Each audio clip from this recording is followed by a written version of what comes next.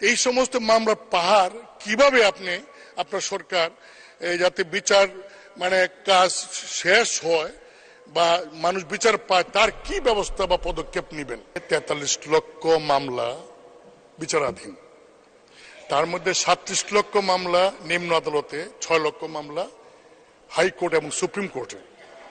2012 সাল পর্যন্ত যে সংখ্যা বিচারক ছিল সেই অনুযায়ী যে সংখ্যা মামলা ছিল, আজকে এই সরকার বিচারকের পদ, কোর্টের সংখ্যা অনেক বাড়ানোর পরও হারাহারি ভাবে বিচারকের চেয়ে মামলার সংখ্যা অনেক বেড়ে গেছে। আপনাকে ধন্যবাদ যে আপনি অ্যাপিলেট ডিভিশনে কয়েকজন একাধিক জজ নিয়োগ করেছেন।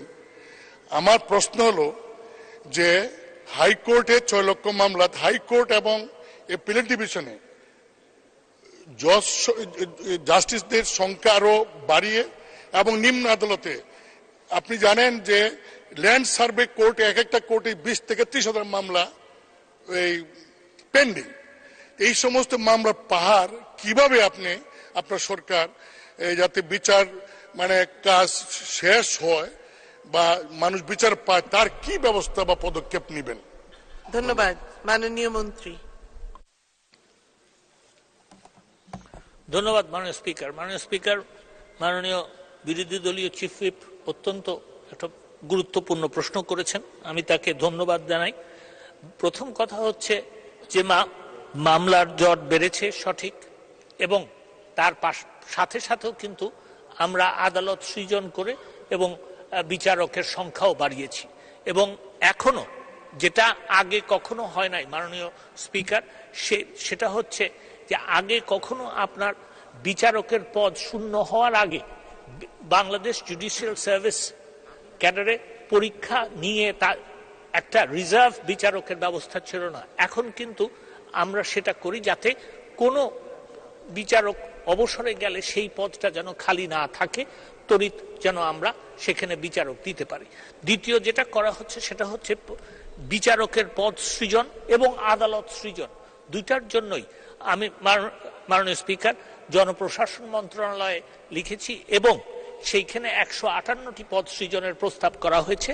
সেটা আসলে পরে অনেক আমার মনে হয় যে মামলার জট কমানোর চেষ্টা করবে। মামলার জট কমানোর জন্য অন্যান্য চেষ্টাও হচ্ছে, সেদিকে না গিয়ে।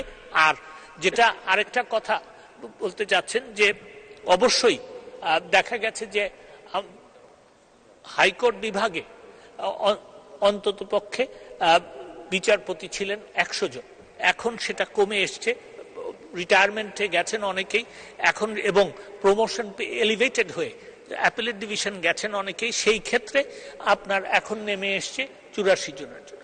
আমি যেটা এই সংসদকে বলতে পারি এতটুকু যে মহামান্য রাষ্ট্রপতি তার সাংবিধানিক ক্ষমতা ব্যবহার করে খুব শিগগিরই হাইকোর্ট বিভাগে বিচারপতি নিয়োগ দিবেন।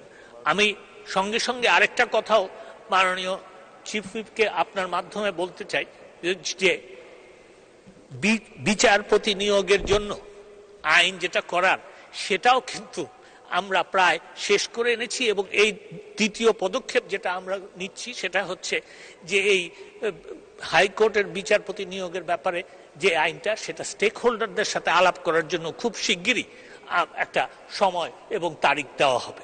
ধন্যবাদ মাননীয় স্পিকার।